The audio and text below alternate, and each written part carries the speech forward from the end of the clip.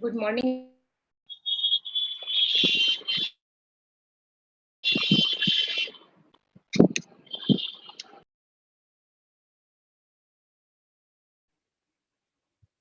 Good morning, everyone. The speaker is just going to join in a few minutes. She's having some technical difficulties. So then we will start the lecture.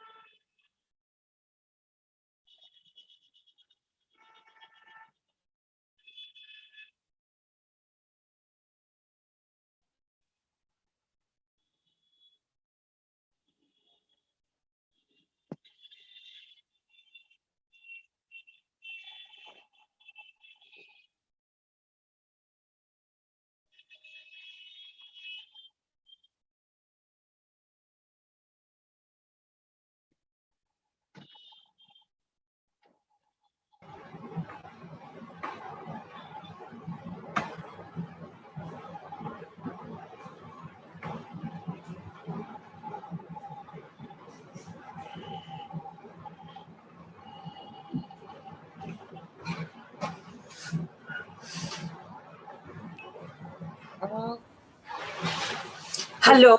Everyone, can I request everyone to mute themselves? And I hope Professor Mahadevan has joined the session. Hello, ma'am. Yeah, hi. I'm so sorry because I was struggling with the Zoom app on my computer, so I managed to change the computer.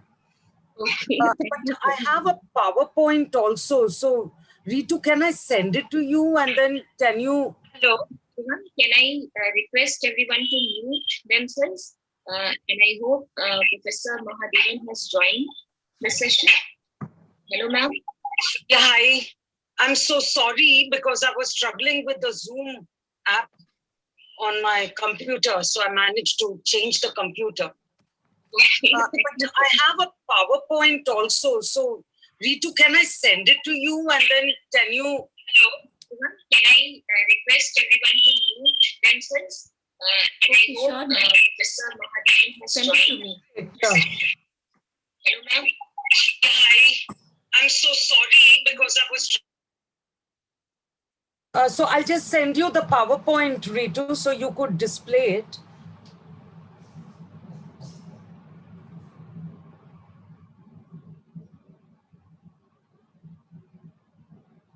Please bear with me. I'm very sorry. Yeah, we could get started in the meantime. Yeah.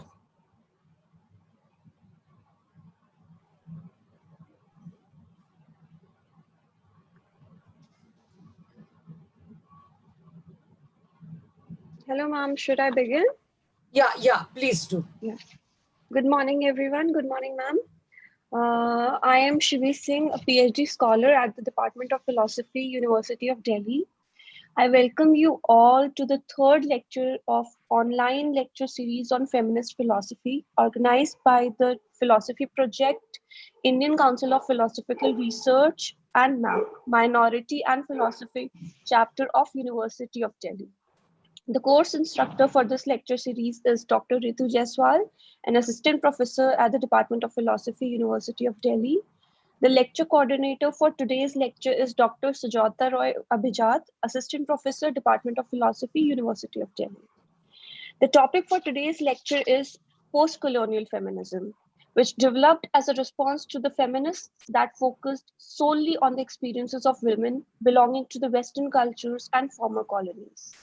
It emphasizes on the ways racism and colonial rule, with its long-lasting political, economic, cultural, and social effects, have impacted the lives of non-white and non-Western women in the post-colonial world.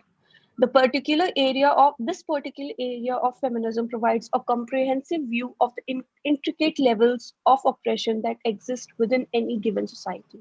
Now, I would like to invite Professor Kanchana Mahadevan. She is a professor at Department of Philosophy, University of Mumbai. She teaches and researches in the area of feminist philosophy, decolonization, critical theory, and political thought. She also works in interdisciplinary areas such as aesthetics and film to explore methodological perspectives. She has publications in these areas in journals and anthologies, both nationally and internationally. Her book, Between Femininity and Feminism, Colonial and Postcolonial Perspective on Care, published by the Indian Council of Philosophical Research in collaboration with DK Printworld New Delhi in 2014, examines the relevance of Western feminist philosophy in the Indian context. She is currently researching on the relationship between the secular and the post-secular in the context of gender. She has also held visiting professorship and fellowship outside India. A very warm welcome to you, ma'am. Thank you for joining us today. Now I would like to hand over to you to begin with today's lecture. Yeah, thank you so much for your generous introduction. Many thanks to Dr. Ritu Jaiswal for inviting me to this lecture series. And good morning to everyone. We will be looking at post-colonial feminism today, which is, I think, a topic that would be of interest to several of us.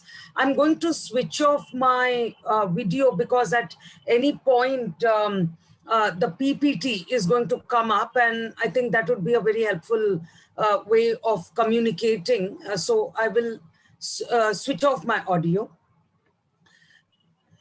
sorry, my video. The post-colonial feminism basically emerged as a critique of colonization within the domain of feminism.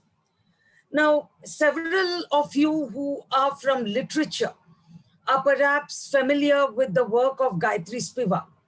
Several of you who are from philosophy may not be familiar with Gayatri Spivak. Several of you who are from sociology are familiar, I'm sure, with Chandra Talpade Mohanty, but those from the discipline of philosophy may or may not be. But what I'm trying to do here is I'm going to use both the works of Chandra Talpade Mohanty as well as Gayatri Spivak for articulating this post-colonial critique. You know, what is this? Thank you so much for helping out Dr. Jaiswal with this. For articulating this post-colonial critique of Western feminism, because it is a very, very powerful post-colonial critique. And I'm going to argue that if this critique has got any validity, it has to be complete. And for completing this critique, we would have to turn to the issue of caste and gender, which is a very, very important issue in the Indian context, but which has been neglected by and large by mainstream Indian feminism. And we need to engage with the intersectionality of caste and gender. And this engagement is perhaps going to help us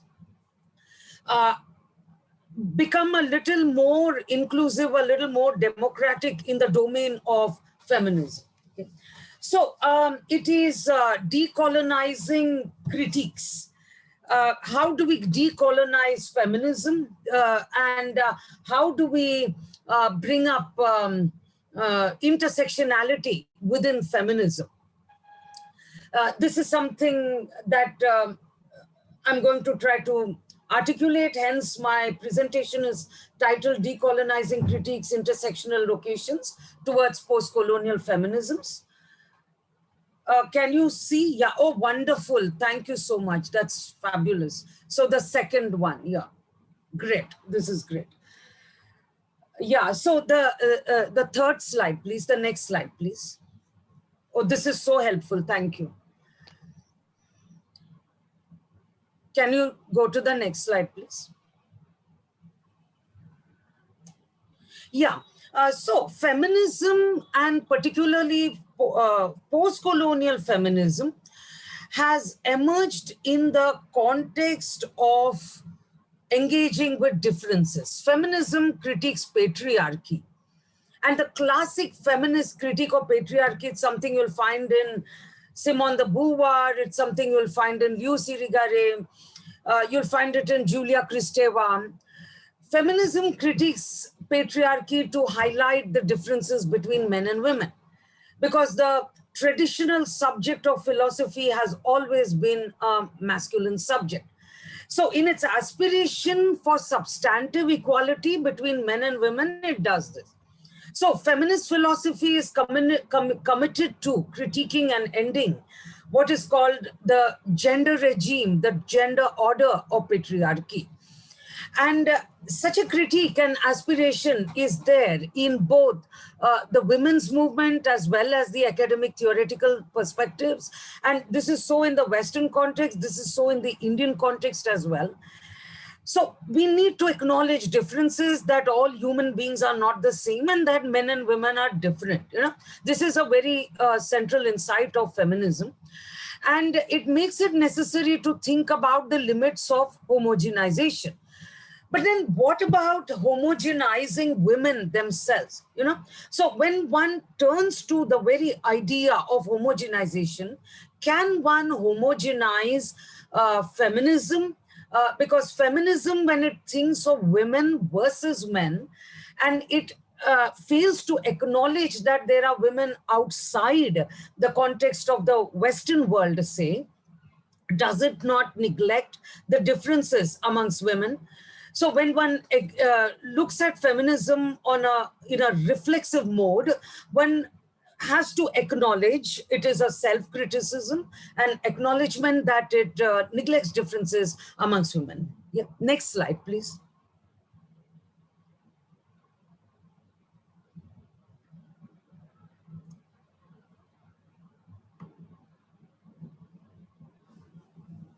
Next slide, please.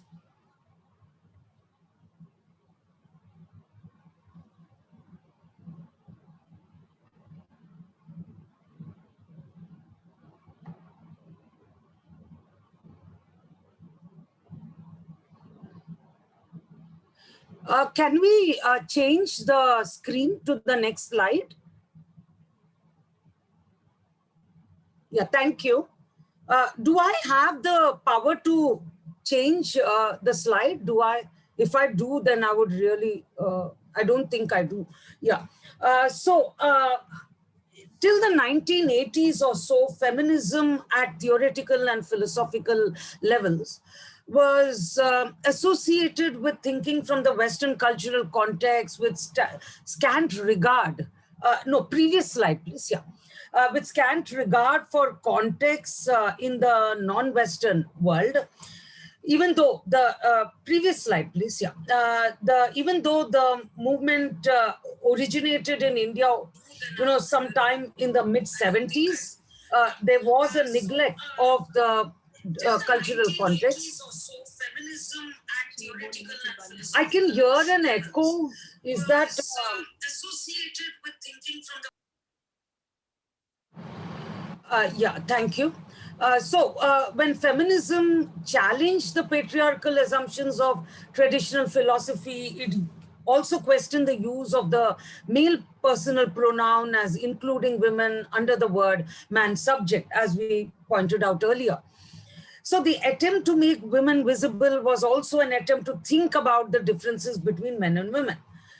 But then the focus was on Western women as the normative archetype in key texts by Simone de Beauvoir or Irigaray, and the differences amongst women was neglected, particularly that Western women and non-Western women do not form a homogeneous category. The next slide, please.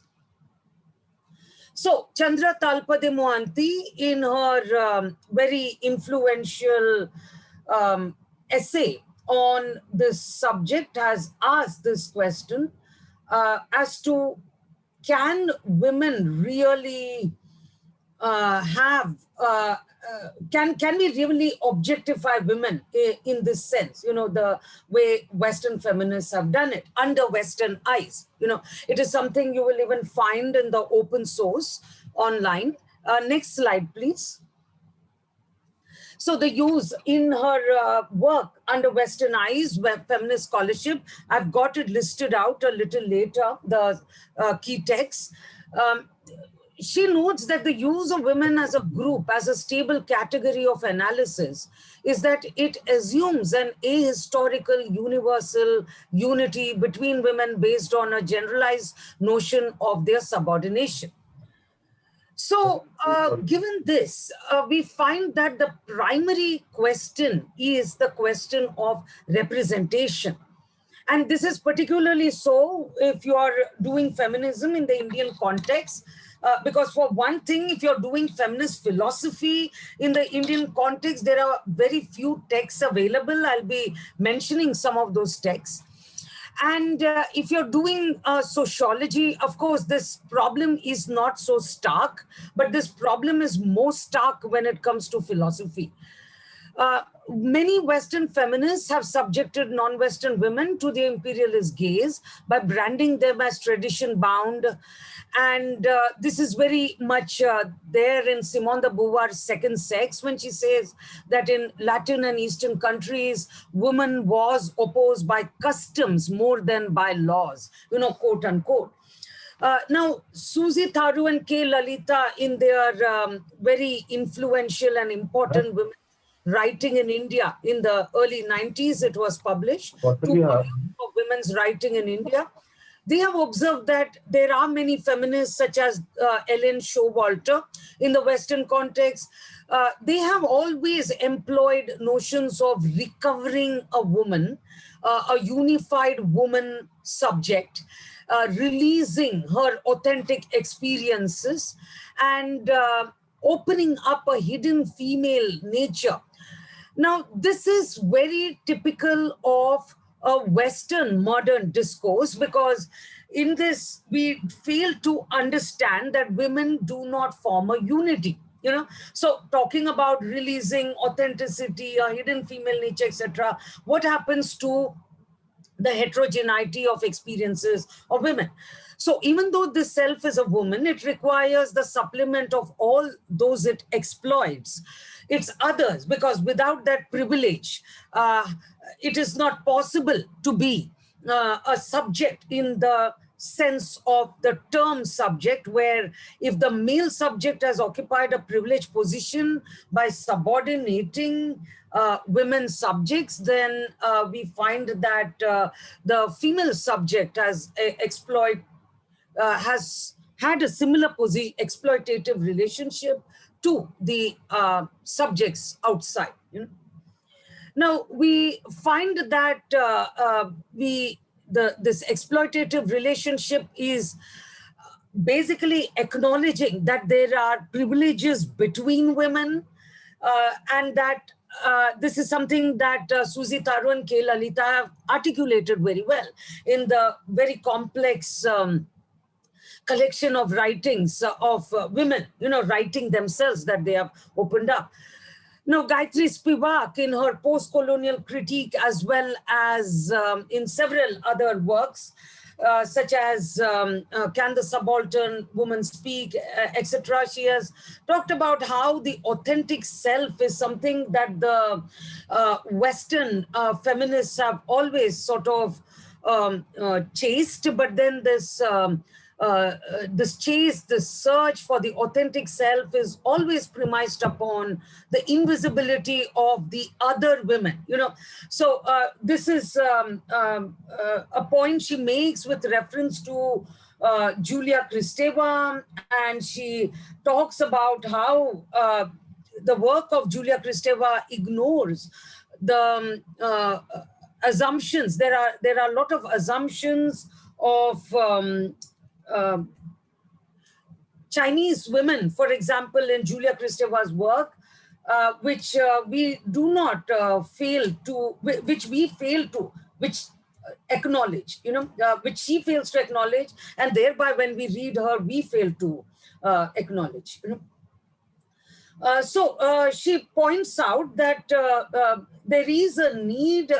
So in French feminism in an international frame, in this particular work, she has brought this up, and the whole problem with, neglecting women from other cultures, which is so typical of French feminism, which is taken as the voice of feminism. It was at least taken, it is no more taken, but it was taken as the voice of feminism in the 70s. Now we find Susan Okin also in a similar tone. So we have someone like Julia Kristeva, we have Simone de Beauvoir. Now we have Susan Okin, who will say in her work, Inequalities Between Sexes in a Different Cultural Contexts, which is there in a bigger anthology, Women, Culture and Development, edited by Nussbaum and Glover. Now, she points out that women have to be committed outsiders as a part of their constructive criticism, that it is not possible for women to be anything other than committed outsiders if they have to be feminists in a genuine sense of the term. Which means that feminism is about critique, and you have to critique from the outside.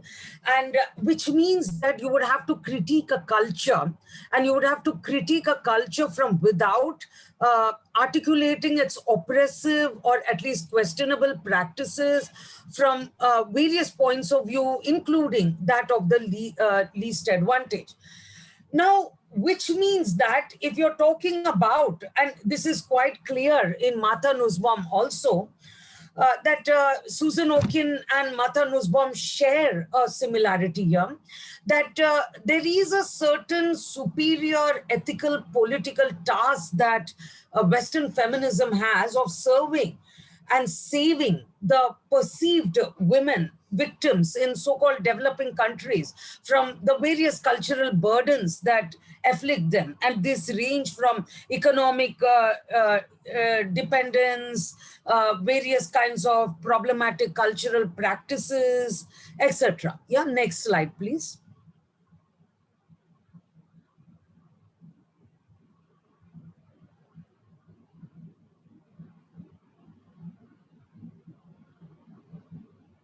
Next slide, please.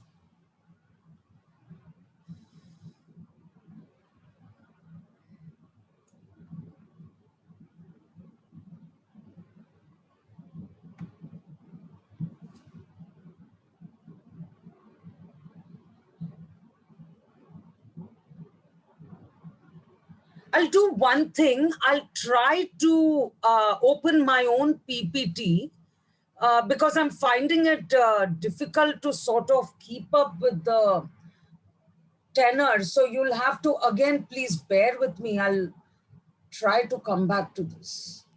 Hello, ma'am. There is a lag. That is why it is happening. Oh, there is a lag. I'm changing it on time, but is it my due to the lag? It is showing later on. Acha, I'm a little behind. Okay, I'm so sorry. How do I solve that problem of a lag?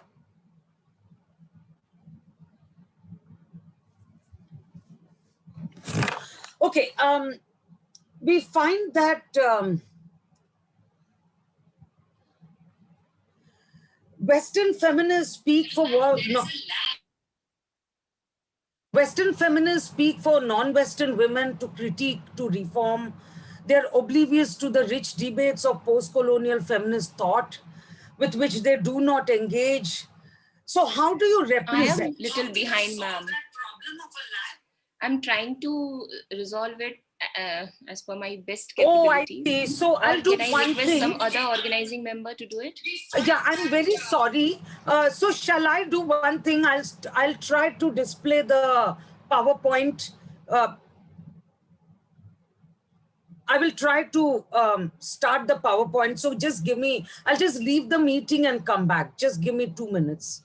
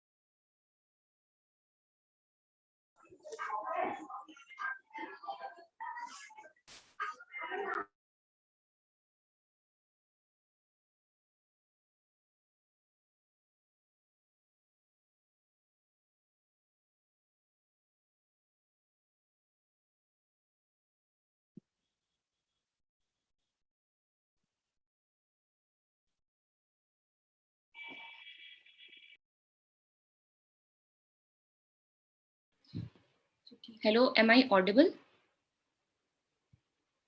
Yes, ma'am. Yes, ma'am.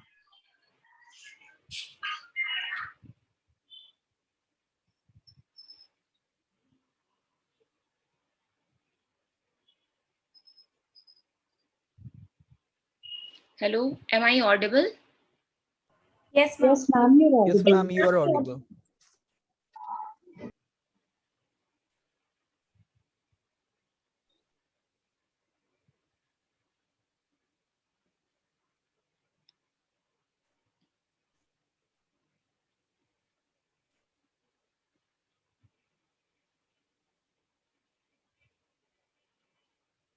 Um,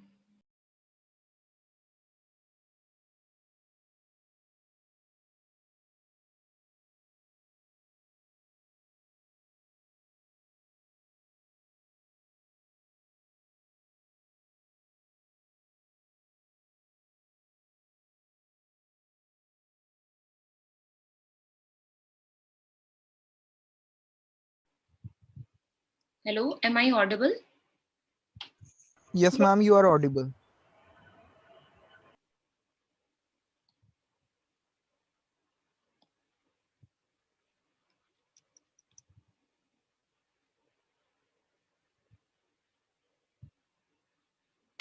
Okay, so I'm audible. Thank you.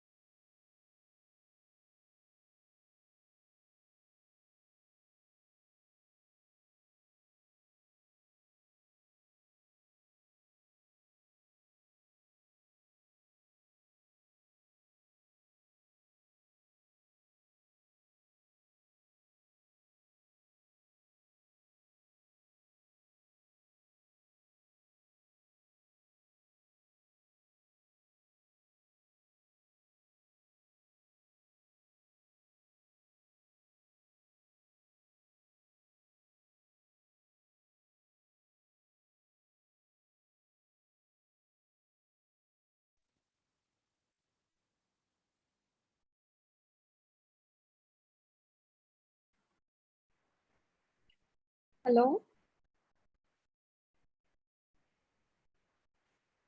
Hello, Ritu ma'am. Yes, yes, Shri. Ma'am, if there is any problem for Kanchana ma'am to display the PPT, share it to me. I'll display it instead. Yeah, I have already shared on the organizing team. So Okay. I will then try to share it. okay.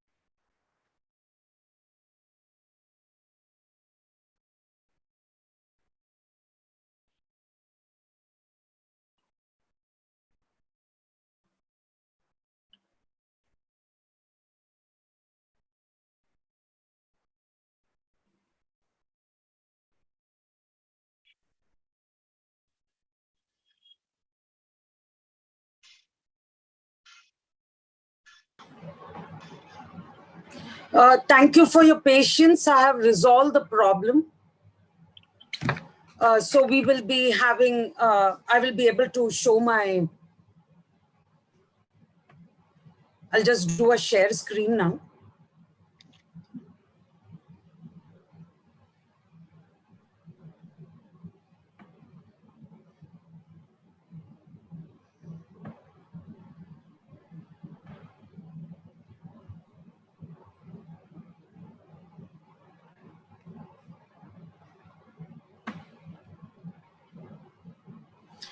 Yeah, so let's come back to the problem.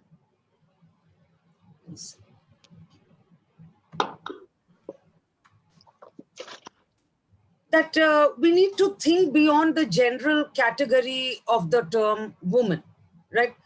Because this is too ahistorical, that is the problem. So how do we go beyond the general category of women? So we looked at the whole question of how Western feminism represents, for example, Indian women, for example, non-Western women, through the writings of several thinkers like Simone de Beauvoir, Lucy Irigaray, Susan Okin, Martha Nussbaum.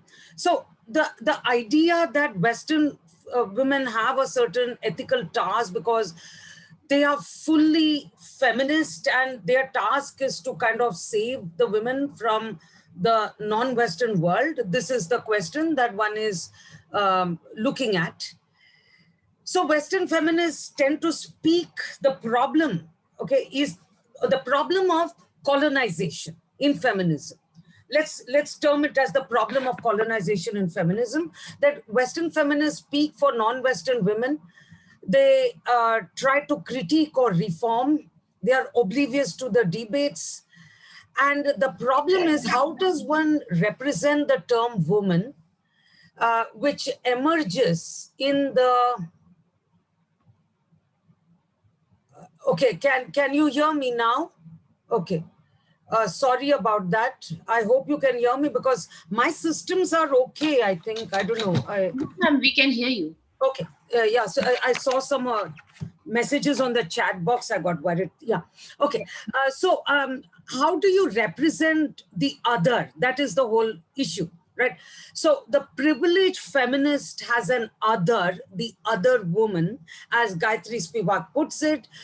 She is the woman in the non-Western world. So how are we going to represent that woman?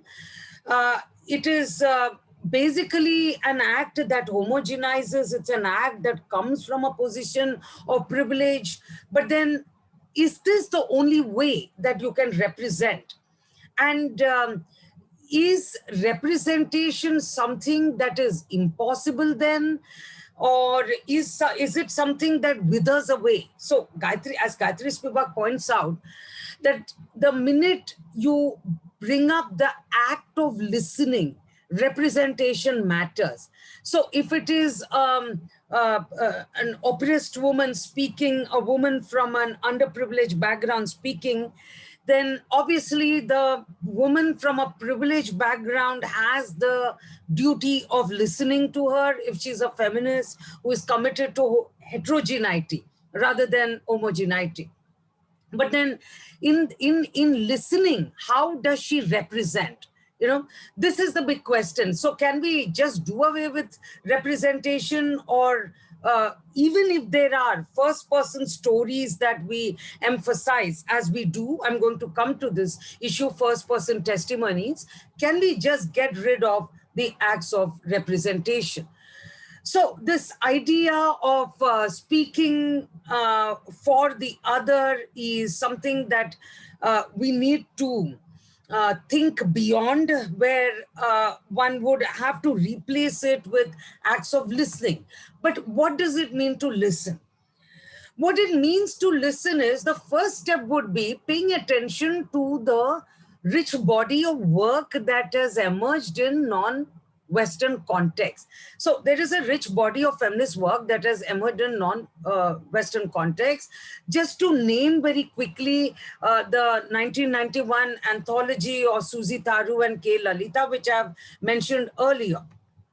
But besides, there is this very excellent essay by Rupreka Verma on using P.F. Strawson's idea of personhood for feminist purposes. It is in this anthology, again, Women, Culture and Development. I urge you to look at that anthology. It has got some very interesting essays.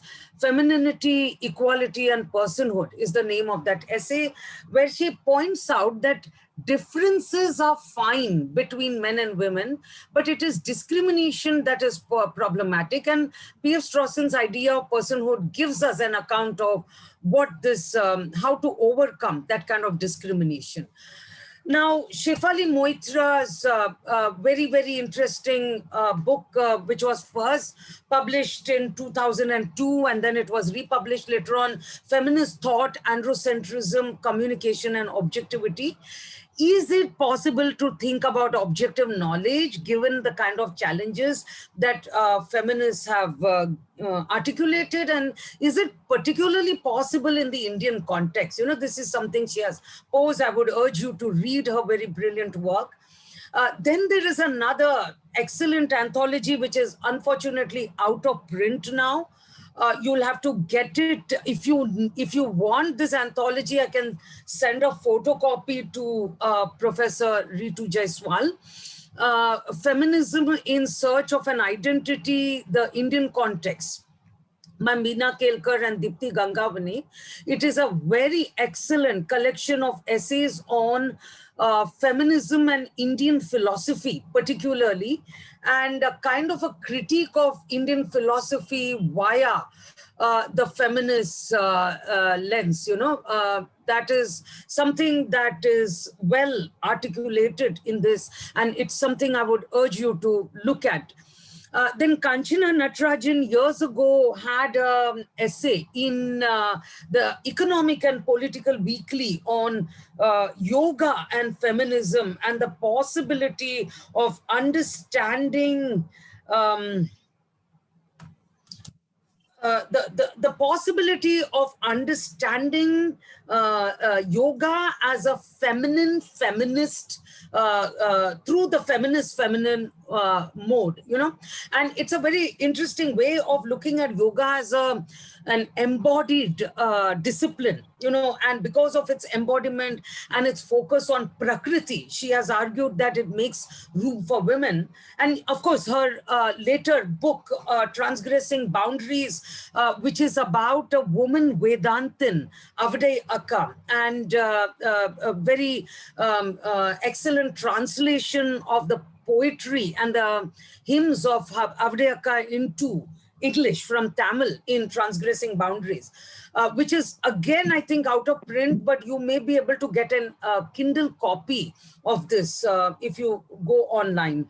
Then another very exciting work is Ruth Vanita's The Self is Not Gendered, Sulabha's debate with King Janaka. So there is this amazing body of work in the Indian context. So how is it that there is a neglect of this body of work, you know, in the discussions or by Western feminists? How is it that the standard journals and standard discourses in Western feminism has not bothered to even look at some of these debates or some of these works?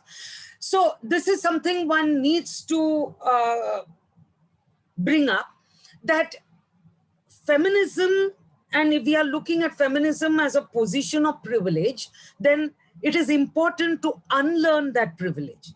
In order to unlearn a privilege, one has to learn to listen rather than just go on speaking. Listening requires paying attention to the grassroots. Listening requires paying attention to the body of work that is emerging in other academic contexts besides the Western academic context. So that is one thing one needs to do. Now, by listening to these works, one would also be engaging in a representative practice, because listening involves a kind of representation. After I will come to the nuanced discussion of the term representation with reference to Spivak. So when I listen, I also am going to represent. So how do I represent without being narcissistic? How do I represent without being colonial? How do I represent without imposing my own power structure on the other? Now, for this, let us look at two critiques in detail.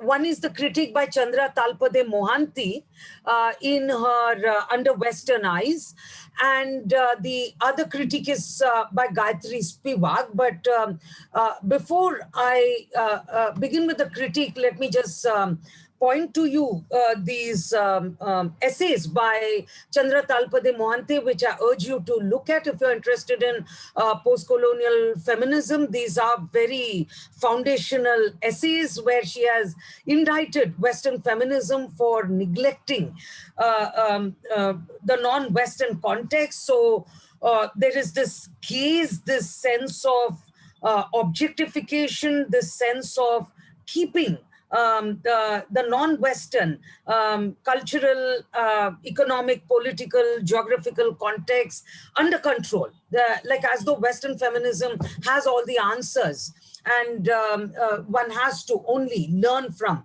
Western feminism. So she argues that one needs to actually go to other contexts to learn.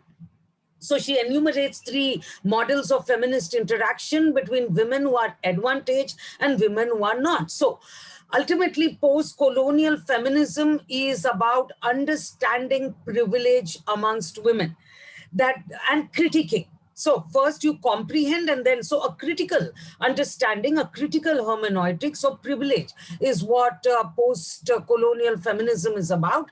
So you have 3 models of feminist interaction between women who are advantaged and women who are not, which are spelled out by Chandra Talpade Mohanty. The feminist can be a tourist who takes a very superficial look at women, as she puts it, from non-Western context or the global South context as homogeneous victims. Everybody is a victim of dowry, etc. You know, so this kind of a stereotyping is very much present in Western feminism even today. The explorer model is also there in the Western feminist context, where the explorer is someone who would go deeper into the cultural details of women and go on articulating these details that are present in the non-Western context. And this is coming from Orientalism. You know, in Orientalism, there is this whole thinking of the non-West as the other, the othering of the non-West and so forth. So that is something that one finds over here as well. So the tourist model, the explorer model, and both of which are objectifying model. So against this, she gives us what she thinks is a better model, which is the solidarity model, which is to be able to see the lives of women who, with privilege and women without privilege, because in the Western context also there are racial minorities and women without privilege. In the, of course, non-Western world, again, Indian feminism has been very Brahminical, as I pointed out earlier, a point to which I will come.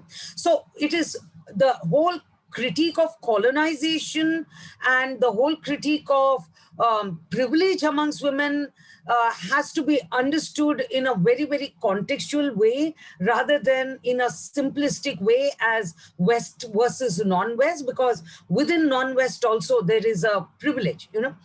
So to see the lives of women from the North and South as interconnected, both materially and symbolically, but in different ways with common features and differences that crisscross. Now, she names two important works. One is so-called practical work of activism of the NGO Seva, which is based on the principles of solidarity, of learning self-employment, learning a cooperative mode of existence, of sharing, creating in ways that are ecologically friendly and so forth, and also learning to become self-sufficient via all of that. And Maria Mies has this very important work on the 80s of the lace makers of Narsapur, where she has talked about how there are women who are made to produce this lace for the world market after undergoing a lot of labor in a very local context, and they do that because they are being given the ideology of the housewife, you know. So how this becomes a basis of exploitation and destruction in a way of their eyesight and so forth, you know. So this is something that is well brought out. And these two works, according to Mohanty, illustrate how women can become agents in specific local contexts.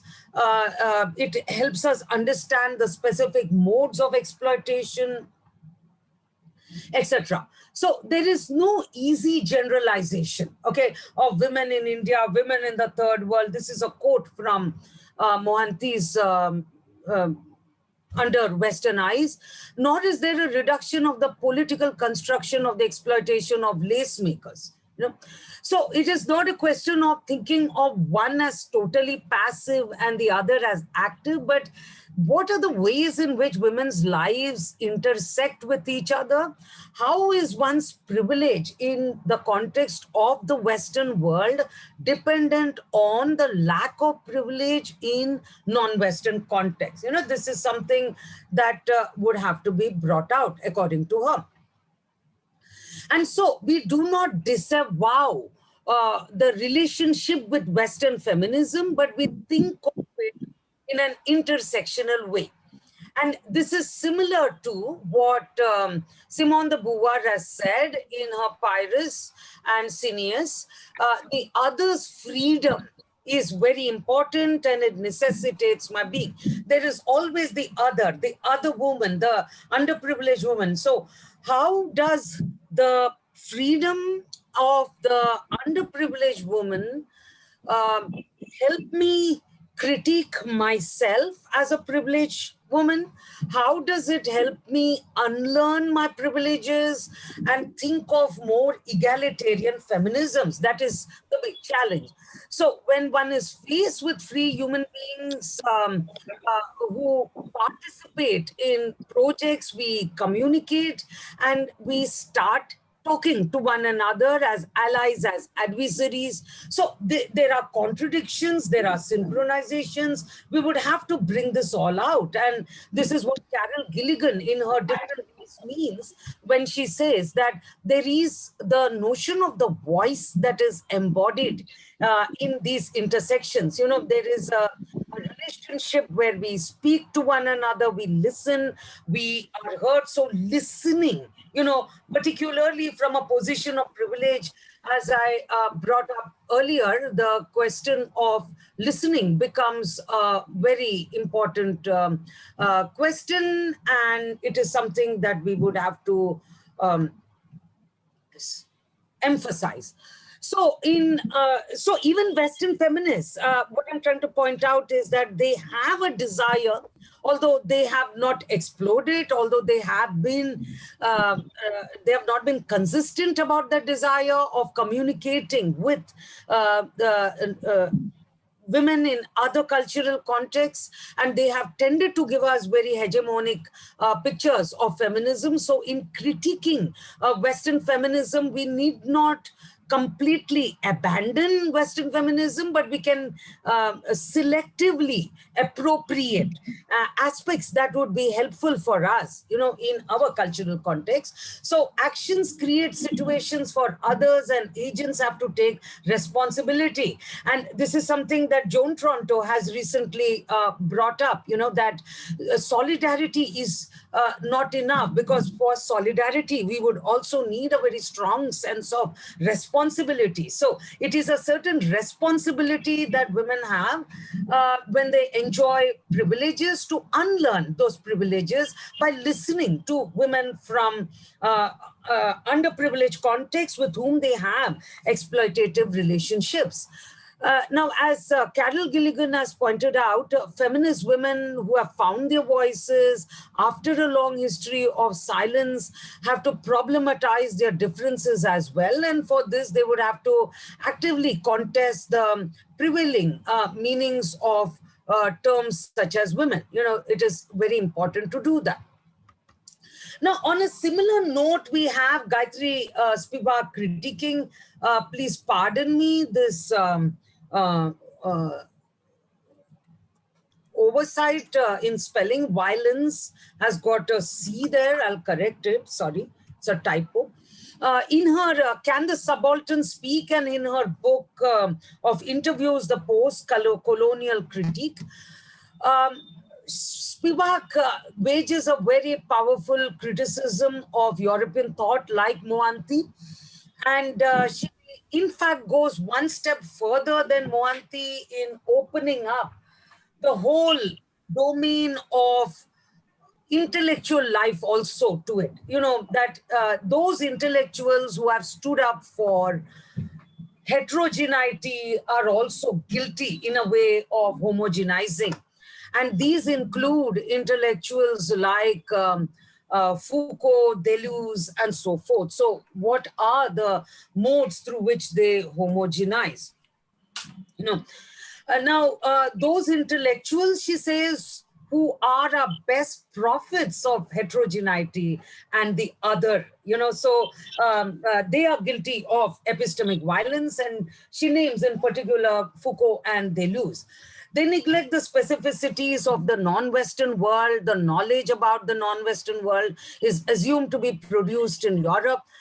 And in doing this, they ignore, this is a quote from Spivak, they ignore the international division of labor. They render Asia as transparent. She has a book called Other Asias, also, which you can read alongside, Rendering Asia Transparent, you know.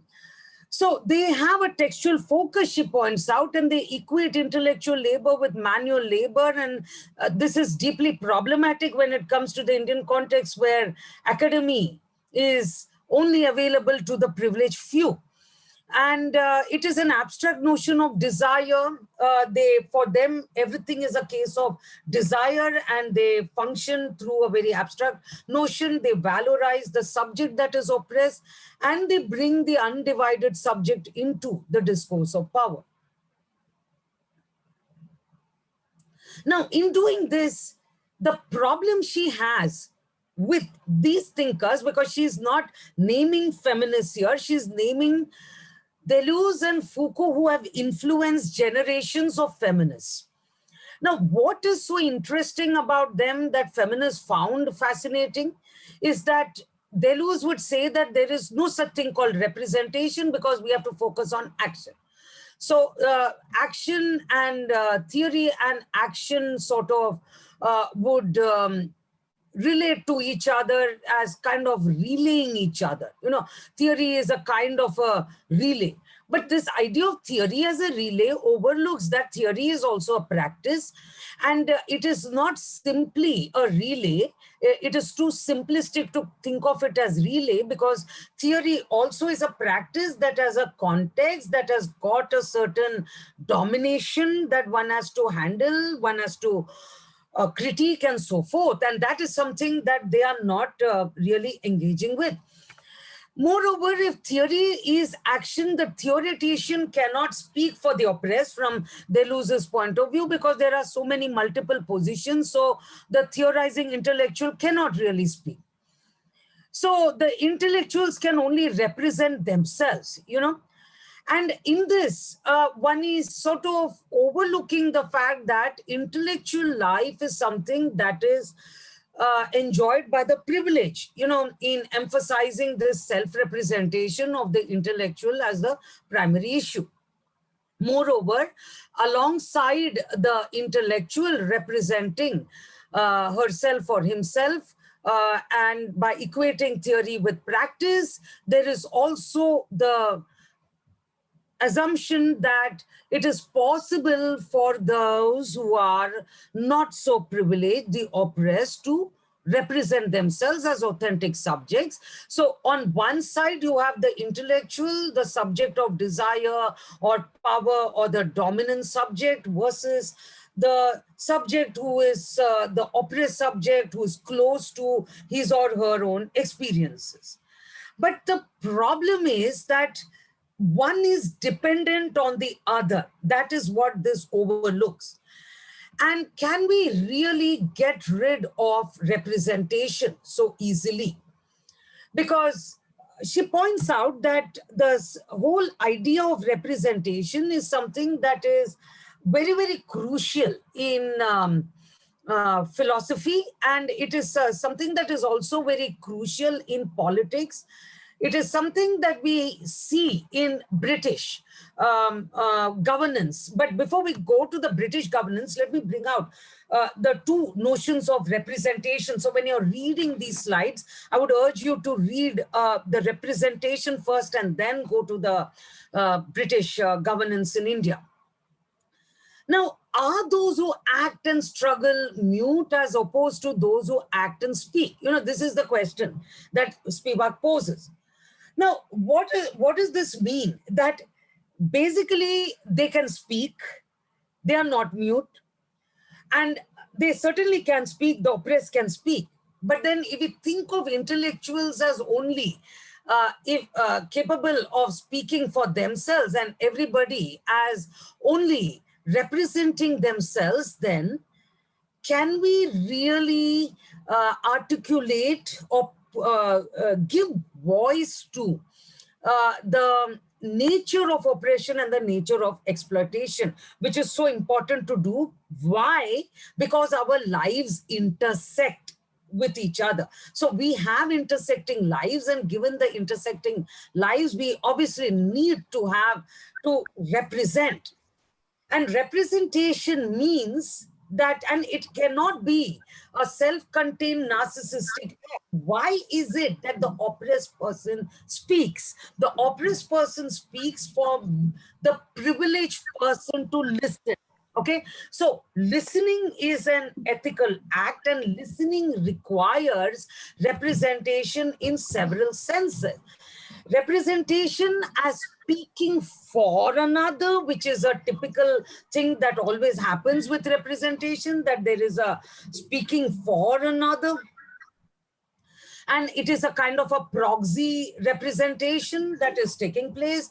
And representation as another sense, and this is in German, Vertretung. or speaking for. And then there is representation as placing there. That is the what we do in art, what we do in philosophy, because when we speak for another, we also place that person. We also draw up a portrait of that person. The two senses of representation, treading into someone's territory, is also, typically you tread into the territory of a person who is seen as powerless, who is seen capable of speaking for himself or herself. And this is what British did in India. So this is exactly what British did in India, stepped into the territory of Indian women whom they felt could not speak for themselves because they belonged to an uncivilized domain where they could not really enjoy freedoms. And so they were stuck with practices like sati, and it was the duty of the British to save them from the typical acts of exploitation that they felt that Indian civilization gave them. So this is obviously a very racist perspective on Indian civilization, and it is something that several of our nationalist philosophers like Gandhi have spoken against this, or Vivekananda even, So, so alongside this emerged the discourse of nationalism also. Basically, this is a discourse where the British men spoke on behalf, the representing the East India Company, the government, etc., governing India, spoke on behalf of Indian women without really engaging with them, without really thinking about how they would represent themselves. So they had this whole discourse on sati, which became the pivotal discourse for ruling India, because a practice such as sati is the good enough reason for British to control India and rule India.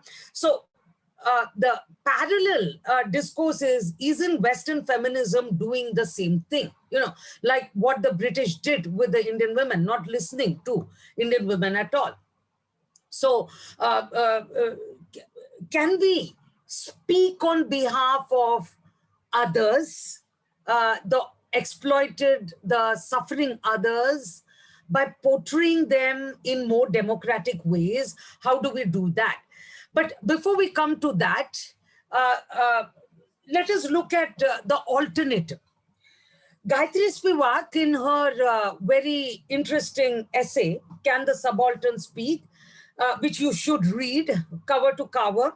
It is also available in the open source online, and what is not available from what I've cited, I will pass on all the material to Professor Ritu Jaiswal. Now, there is an act of resistance against the British discourse on sati, which Gayatri Spivak raises. And here she gives the example of Bhuvaneshwari Bahaduri. Sorry, this is not Bhuvaneshwari, it is Bhuvaneshwari Bahaduri. Bhuvaneshwari Bahaduri. She hung herself in Calcutta in 1926. She committed suicide, obviously, but it was a puzzle because, one important condition for sati is that the woman should not be menstruating. Okay, so Bhuvaneshwari was menstruating at the time that she killed herself, and it was clearly not a case of any pregnancy. Okay, so that became very clear. Now, various interpretations were given of her death. She wanted to make it very clear that this is not the reason why she was killing herself.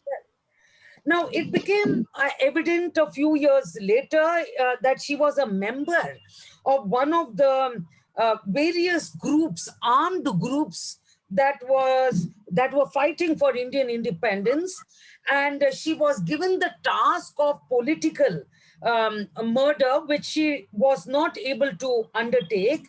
And she was aware that she should be trusted, and she wanted to show that she has not violated the trust, but that she could not bring herself to do the murder. So she killed herself.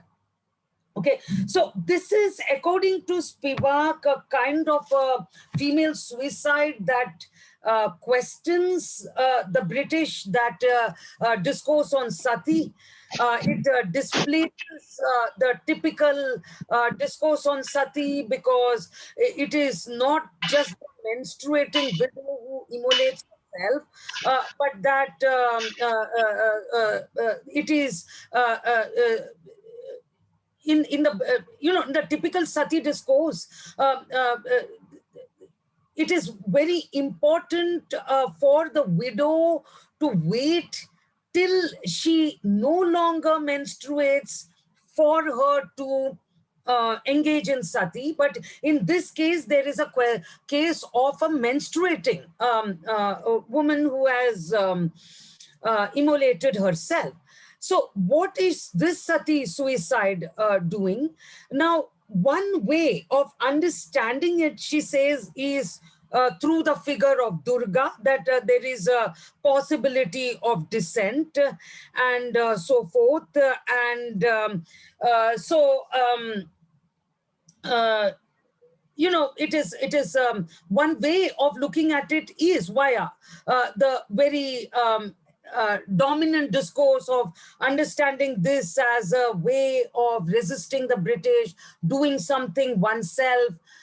The subaltern here, okay, speaks. The subaltern speaks, but then who is listening? That is the question that she asked, because what Bhuvaneshwari Baduri's suicide proves is that Indian women are not oppressed by Indian tradition, and that they have agency.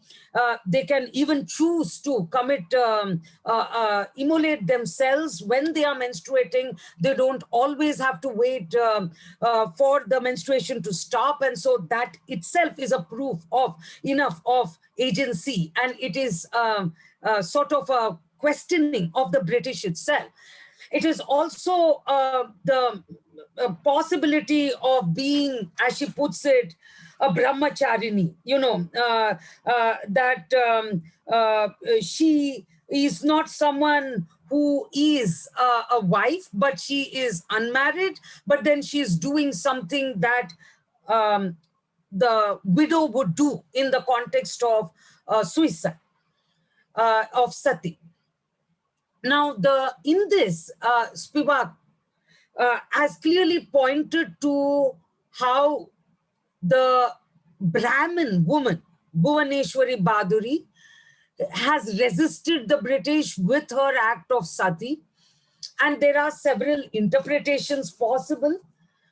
One is the dominant interpretation via Durga and so forth, but one can also read it as an anti-imperialist interpretation and a questioning of the sati narrative itself in the Indian context. So one can bring those dimensions up. But then what about the caste privilege? So her problem for Spivak, and this is also Mohanty, is that they emphasize the non-Western context as homogeneous. And so you have Bhuvaneshwari Baduri and her suicide, but then what about the lived experiences of women without caste privilege? Because sati was not a discourse that had any meaning for Dalit women, for example, in India. So this entire debate on sati and so forth dealt with women with caste privilege. So what about women without caste privilege? They have no stakes in this discourse. What about the kinds of exploitation that they have undergone, which is documented by Urmila Pawar and Meenakshi Moon in their compilation of testimonies of Dalit women in the Ambedkarite movement called We Also Made History, Women in the Ambedkarite Movement. This is completely overlooked by Spivak, by Mohanty, even in the even in recent texts, the whole dimension of caste. And when caste and gender intersect, there is a certain doubling of discrimination, that the gender discrimination becomes more severe, more serious, more intense for women from underprivileged caste backgrounds. And they have themselves given testimonies, and we have many of them Dalit women's autobiographies, which are not heeded. Nobody listens to that. So there is a certain responsibility that feminists have from privileged caste background, and to represent Dalit voices in democratic ways. Because to listen and then to represent. So it is not enough to simply represent, you would have to listen and represent. So to listen and represent Dalit voices, and this in turn means that you are listening to the first person voice of the oppressed, which is something that Deleuze has said this, that there is only the first person left. Fine. So you are listening to the oppressed voice, you're listening to the first person voice. Now, how do you represent in both senses of the term by, summarizing, describing that person's struggles, as well as how do you project that person? How do you engage with, how do we become democratic while representing? This is a very important question.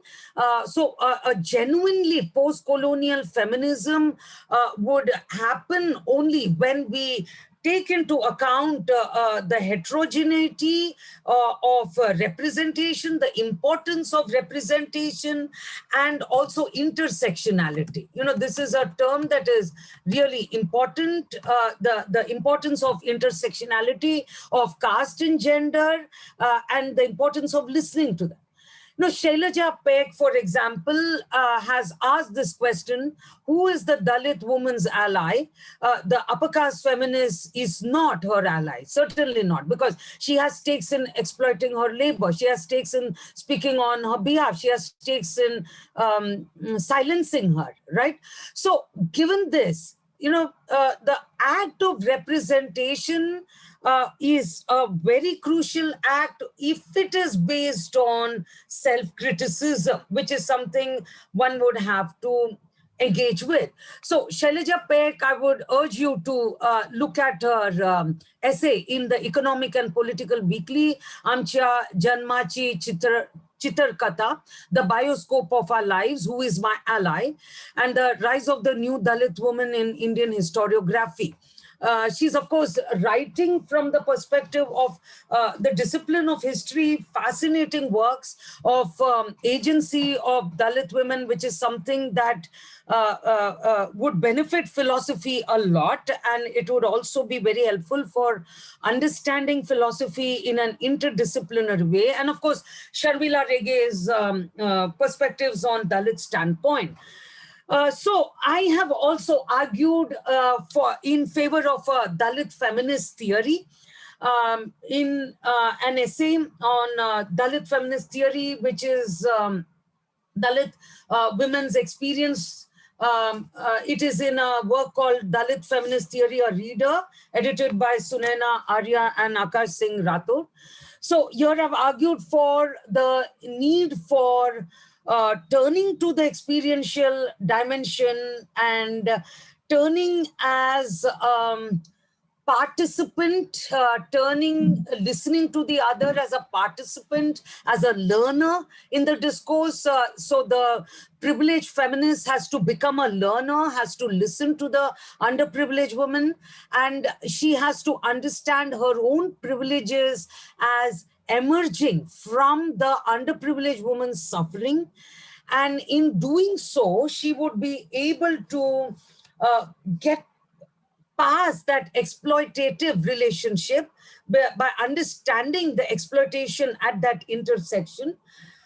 It would be possible for searching for a more egalitarian relationship by a process of self-criticism and by undoing the caste privilege that has become so typical of the feminist discourses in the Indian context. So a genuine post-colonial feminism would have to take the dimension of caste into consideration, and it would also have to take the dimension of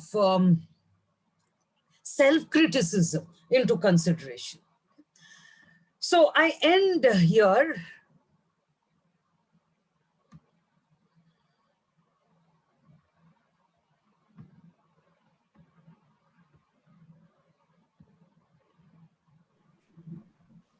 Okay, ma'am. Yeah, I'm sorry. Yeah, I was trying to switch on. I'm so sorry for all the broken up aspects today of communication. No, ma'am, it's completely fine. It's not like, something was happening at your end. There are so many technicalities involved nowadays in giving a lecture. You just not have to focus on the arguments and representations, but you also have to focus on how are you getting represented. So whether Yes. you are reaching up to that level or not. So it's like, very difficult to manage everything. Okay, that whatever it's like, earlier we used to say that whatever, once you have said something, it cannot be taken back. But it's like right now we are facing the opposite situation. Once we have said something, we'll have to recheck whether it has been listened to, or it has been heard by other people or not. So the fault was also from my part, on my part, sorry. So please do not apologize for that, ma'am. But I would like to thank you from the core of my heart for being here and dealing with such an important point in today's philosophical discussions. And that has been like, very prompt to say that the way you have mentioned that how this whole stream of thought has developed philosophically, and also like, in the works of so many important thinkers, and the way you have presented their point of views here, it is very enlightening. And I have been able to know that how those arguments were like, troubling all these post-colonial thinkers, and also these first world, so to say, first world feminist thinkers. So I'll come to that point where I have to say something. But first of all, ma'am, before that, I would like to invite Shivi to take up the questions. Okay. Shivi, are you there? Yes, ma'am, I'm here. Yeah. There is one question from YouTube, I guess. Colonial feminism discourse be emerged with larger cosmopolitan philosophy movement as advocated by Ganeri, Von Norden, Garfield, etc. Has there been any effort in that manner? I have not understood this question. So, ma'am, I guess we'll let neither Jonathan Ganeri nor J. Garfield write about feminist issues. He has written about K.C. Bhattacharya as a cosmopolitan thinker, and there is a certain cosmopolitanism there. Now, I would say that in the colonial context, there were those such as the Ambedkarite women, the Gandhi himself, Ambedkar himself. There is an element, and Tagore, of course, a great deal of cosmopolitanism was embodied in several of their works. And when we think about the intersecting lives of Western women with non-Western women, isn't that a cosmopolitan moment already, that we can't think about our lives in a very narrow parochial way? And that is Gayatri Spivak's critique of Deleuze, that Deleuze is giving two kinds of possibilities. One is that the oppressed can narrate their stories all they want, and on the other side, the privileged can go on talking about their desires. But then isn't the whole problem something else, that the privileged should be listening to the stories of the oppressed? So how would they go about doing that? And with reference to K.C. Bhattacharya, of course, in his Swaraj and Ideas, he has tried to talk back to the British colonization in a similar way. Yeah. I don't know, was that satisfactory? Is that what you were looking for? Ma'am, there are a few questions in the chat box. Yeah, one I is saw from that. Aisha Khan. Yeah. Yeah. So thank you. Yeah. Sorry. Yeah. Should I read them out? Yeah. Yeah. Yeah, I'll just read them out. I couldn't fully understand the second case of representation about representation by placing there. Yeah, I understood it theoretically, but is there a general example? Yeah, by placing there means, see, when I speak on behalf of Indian women, I stereotype them as all equal victims of sati. So here is the suffering Indian woman. She suffers under the oppression of tradition. So that is called placing there, stereotyping. Placing there is literally to stereotype, Darstellung, and when I speak on behalf of someone, I would have to have a picture, to literally create a portrait and then to speak on behalf of that. So the question is, what are the alternative portraits that we can create? Are only stereotypical pictures possible? Can we think of other kinds of portraits? That is what Spivak is trying to ask. Yeah. Yeah. One is from Ishani Kulkarni.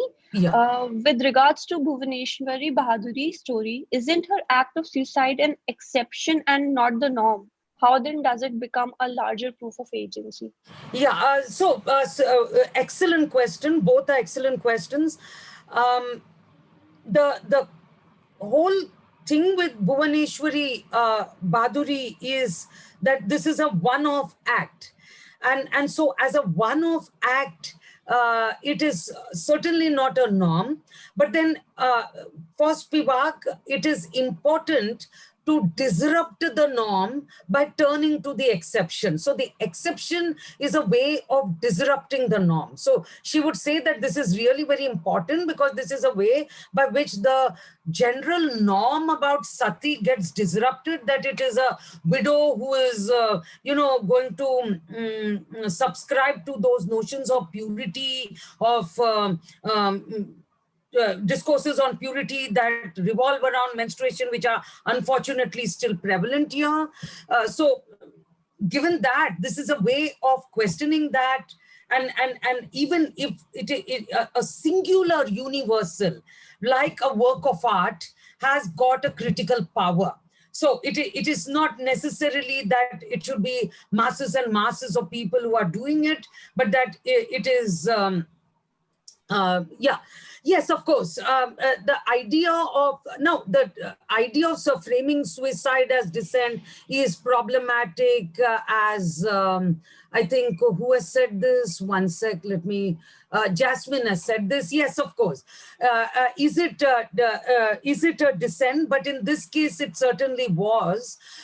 It would appear that it was, and it was also something where it was linked, she says later on, to a failed relationship as well. But then there is, I decided not to discuss that too much, that part, because there's always a tendency to bring up women's personal lives when it comes to public acts. So regardless of that, how do we read this suicide, in the context of sati?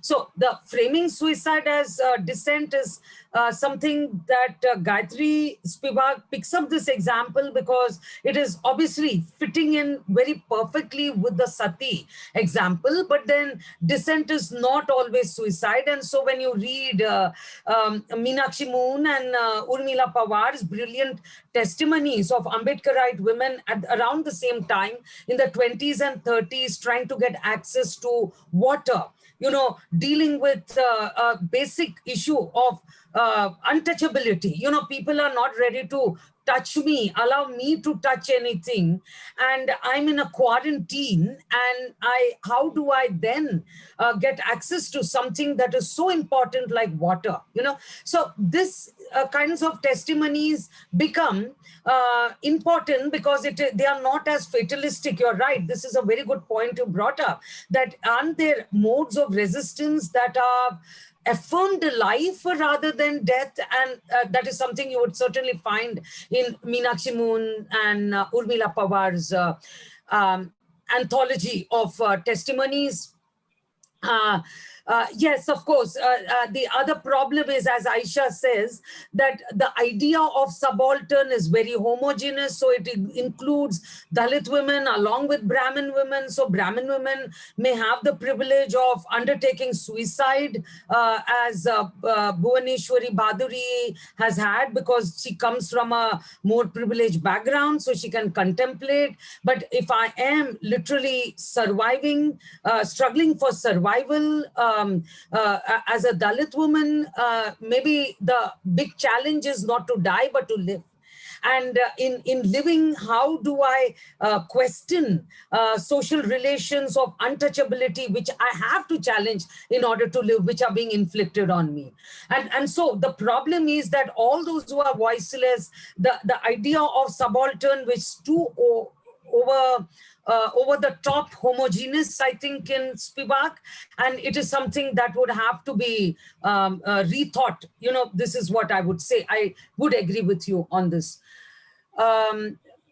Yes, of course, there is an element of patriarchy also there, because after all, the revolutionary movements are patriarchal, and when they expect women to become exactly like men, to execute murders, etc. Read also, this earlier question about cosmopolitanism. Please read Tagore's very interesting essay, and also see the film called 4 Chapters. And this is also a film by Kumar Shahani. And here it is there online, and it's absolutely brilliant. It brings out this whole problematic, that isn't this patriarchal, and isn't the feminine voice also the voice of peace, the voice of cooperation, the voice of everyday care? This is something that emerges in both Tagore's work and very powerfully in Kumar Shahani's film, which is very, very feminist. Tagore becomes more feminist with Satyajit Ray, with Kumar Shahani, when they convert him and translate him to films. Yes, of course, it is deeply problematic, because how do I represent the Dalit woman? That is what I've talked about. How do we represent the Muslim woman? Is she simply someone who is dealing with customs, traditions, without agency? And this is something that is there even in Western feminism today, the kind of oversimplification of Muslim women's lives, Christian women's lives. And can we have an appreciation of the diverse lives of women? I mean, appreciation literally at a very superficial level, that to begin with, okay, there are, I don't mean appreciate in the sense of approve. What I mean is, as a starting point, to put your cards on the table, what are the diverse communities to which women belong, and that you can't really put them all together under one, or then give a Durga definition and say that this is a very brave act and so forth. You're not really listening when you do that, and listening is a very tough act, and it is something that privilege position and feminism has to do. Yeah. There are certain questions from other platforms as well, YouTube and Facebook. Shivi, take 2 more questions, okay? Just 2 more? Okay, ma'am. Then one question is from Gauri. She says, in the case where there may be women from one community who support certain practices seen as patriarchal, and women from the same community who oppose it, for instance, sati, Since there are different arguments from the same community, how do we objectively see a situation such as this? Yeah, one would have to see to what degree is it inclusive? To what degree are women getting empowered? And this would mean taking a standpoint of women. And so I would say, like Sandra Harding, that we do think beyond the idea of objectivity as something out there, something that is ready-made, something that is given, etc. But think about objectivity more from the point of view of women, and how do we include diversity of perspectives? Yeah. Also, one is from Nuhar Bansal. She says, is intersectionality in feminist thought only something that came up in post-colonial times? What was the status of intersectional discourse earlier? Yeah, excellent point. And this is something that we see in the various discourses of Ambedkar, for example, in the 30s and the 40s. You know, he is raising the question of intersectional feminism, pointing to the specific kinds of problems that Dalit women have in trying to get access to the basics of life and trying to get access to jobs. They don't have the privilege of sitting in the domestic sphere and getting stereotyped as domestic. They are, on the contrary, subject to a certain kind of sexual exploitation because they are there in the public domain. And so how does this ideology work? It is something that has been articulated even in the colonial period. So, But it is something that the women's movement in India largely neglected, largely the theoretical positions have neglected. But now with the writings of Shailaja Paik and Urmila Pawar and Sharmila Rege, etc., we find that a lot of these perspectives are now being articulated more forcefully, and maybe things will change now. Thank you, Shivi, for taking up the questions. And dear audience, due to the paucity of time, we will have to stop taking the questions. Now, I would like to invite Dr. Sujata, who is my colleague, and formal introduction has already been given to everyone. Yeah, let's not get into that, Ritu. Yes. Yeah, Okay. after such a wonderful talk, I think, yeah. Yeah, I welcome you. And ma'am, Dr. Sujata Roy is the lecture coordinator for this session. Okay, and Hello. Yeah. Yeah. So Yeah. Good afternoon, ma'am. It was absolutely wonderful to listen to you. And I think you have given such valuable insights when we were trying to understand your talk, though I missed out on a lot of portions because of the technical glitches at my end. So maybe I couldn't jot the dots as one would have wanted it to, but maybe I'll go through the PowerPoint presentations. The best part about this talk, that how I understand that so far we understood when we talked about post-colonial feminism, it all looked very simple, that it came as a response because we were trying to focus solely on the, not only on the experiences of women in the Western culture or the form, but also try to analyze the lives of the women, the experiences of the women in the post-colonial setup, in the colonies that they set up. And when we were trying to analyze it, obviously the lenses through which one would try to read it would be one very important facet was racism, the social, the political status, the economic status, and so on and so forth.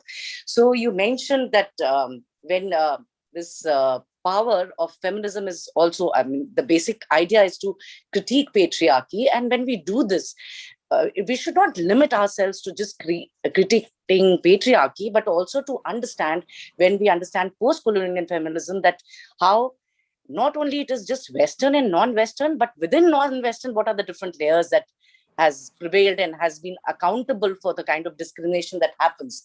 So post-colonial feminism, it tries to say that we need to acknowledge the difference. There can be no homogenization of the experience. And to do that, this idea, the concept of sisterhood, which was earlier given maybe in the first wave feminism, that kind of homogenization needs to be done away with. And very important work has been done by a lot of important thinkers, feminist thinkers like C.T. Mohanty, and you have mentioned a few like Sharmila Rege, Urmila Pawar, Meenakshi Moon, and it would only add to our, our gamut of things when we try and understand what exactly it works, how exactly it works. So this also brings me to a very important line, which all of us are familiar with, but I would again try to draw this attention to on Audre Lorde's foundational essay that master's tool will never dismantle the master's house. I mean, this very categorically explains, very clearly explains that, if we are trying to understand why did this tool fail, this tool failed because it was not able to give the desired output. And why did it fail to give the desired output? Because the same tool, probably to understand their perspective, was used to extended to understand women's position.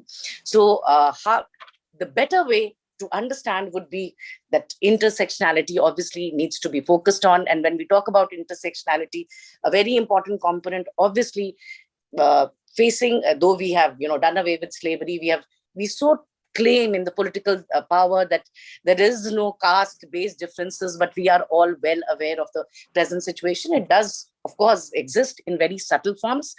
Democratization, legal rights, suffrage rights, of course, has granted us the regular rights, but there has to be democratization of thoughts also, representation.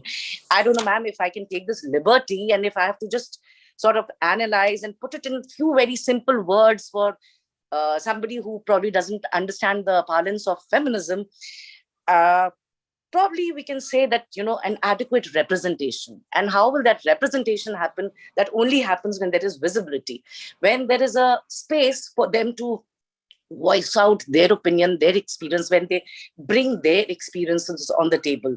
So we can talk about, in simply put it, engaging them, representing them, highlighting the differences. And when we talk about highlighting the differences, again, I would try to draw what Annette Bear says, that differences should not be seen as deficient, but differences should be appreciated as another aspect, as another intersection, which probably helps everyone to understand the position much better.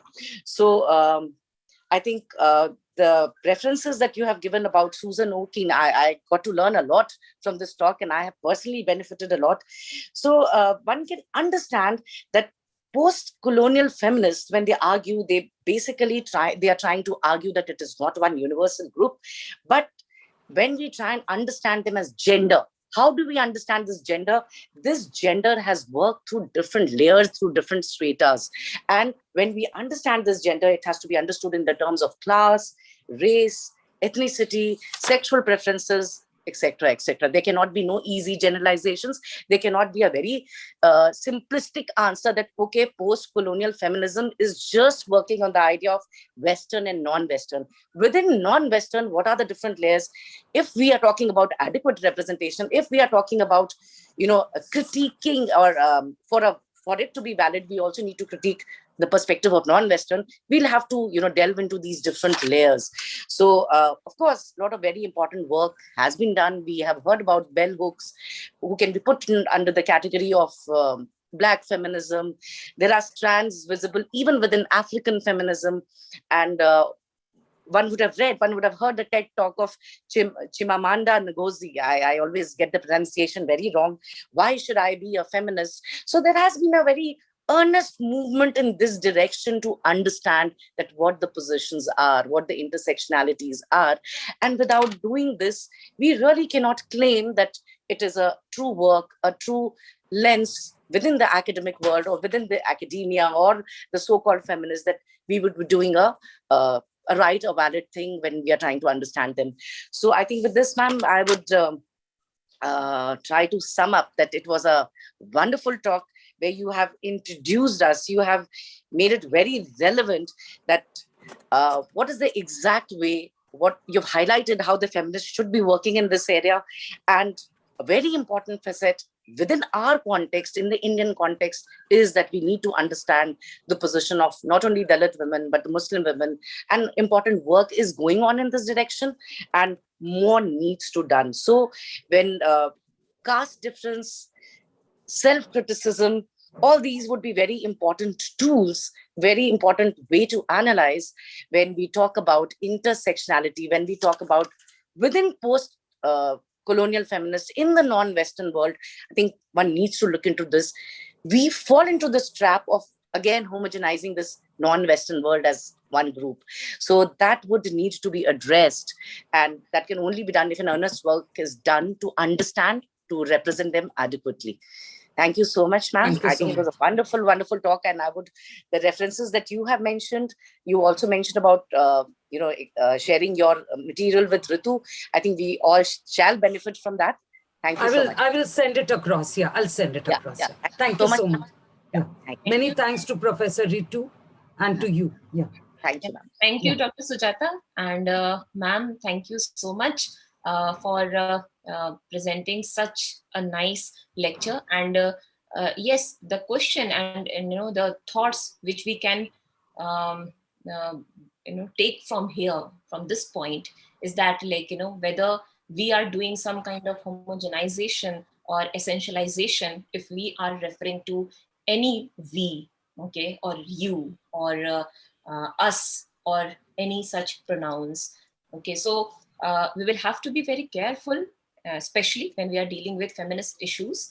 And because generalization in any sense, even though some people might argue that generalization is required in order to benefit the feminist movement, because when it becomes generalized, then you can add more hands, more voices to that. Okay, and that is something which is required in order to raise the voices. Okay, you cannot just go on breaking it into various points. Okay, and at various levels, it will just dismantle the power of that voice. But I think that even though we have to keep that in our mind, because there is some kind of suppression which is uniting all of us, not to talk about only Dalit women or Muslim women or Hindu women or any other particularly identified women, but to talk about all those people who are being suppressed in the name of something or the else. So there is a strong representation of suppression. But at the same time, as you have suggested and rightly pointed out by Dr. Sujata, that we have to see that are we doing some kind of exploitation or some kind of injustice when we are trying to look at the experiences of others from our point of view and still trying to say that, okay, this is the right one. Okay, and I want to describe here just one thing that I generally get to hear this line from so many people, that if a woman who is very outspoken, or who is not just trying to follow the ritual lines of the family or cultural lines or traditional lines of the family, and she is trying to do something which is not expected from her, being a woman, being a wife, or daughter-in-law, and if she's doing something, generally it is said that, look, how liberal her family is. So it is like that only. If women are doing something, and if it is coming out of their own experiences, please do not undermine that. It is not somebody else's thing. It is not like the upper class or upper caste or Western or European people who are doing this, because of which Dalit women are capable of raising their voice. No, that is not the reason. They have been doing these things, but you have articulated your academia, and you have articulated the whole notion of discourse in such a way that where we do not want to listen to their experiences, their voices. And very rightly, it has been said by and argued by ma'am, Kanchana ma'am, that we have to listen to the others. Okay. So until unless we are capable of doing that and unlearn whatever we have learned from our conditioning, this cannot be possible. So thank you so much, ma'am, for adding such important points, not only from an academic point of view, but also from a point of view of a feminist, when we are practicing feminism, then how do we approach in our real lives? So once again, I would like to thank Shivi as a moderator for being here and doing the job perfectly, and also like all those team members who are working from behind the screen. But the formal formal responsibility of giving a vote of thanks once again has to be done by Shivi. So Shivi, please go ahead. Yeah, thank you, ma'am. Firstly, I would like to thank you, thank our course instructor, Dr. Ritu Jaiswal, without whose support this lecture series would not have been possible. I would also like to thank the Philosophy Project team, ICPR, and MAP for coming together and organizing such an enlightening lecture series program. I would like to extend my gratitude to Dr. Sujata Roy for agreeing to be the lecture coordinator for today. And not to forget, I would like to extend my heartiest gratitude to Professor Kanchana Mahadevan for delivering such an insightful and enlightening lecture today. I would also like to thank all the participants who took interest in being part of this lecture today, and lastly, the organizing team behind the whole series, who has put immense effort and hard work to bring this into action, and all the technical team members who are making sure that the YouTube is it's all live on YouTube. The whole lecture series is live on Facebook. Everybody. So thanks a lot for everyone for being here, and I guess that is it. We would now. Okay. Thank you, ma'am. So, Yeah, yes, all the best. Thank you so much. Yeah, Thank we you. will post the questions day after tomorrow for this session. So meanwhile, be there, and thank you so much once again, everyone, and especially ma'am to you. Okay. Thank you so much. All the Thank best. you, ma'am.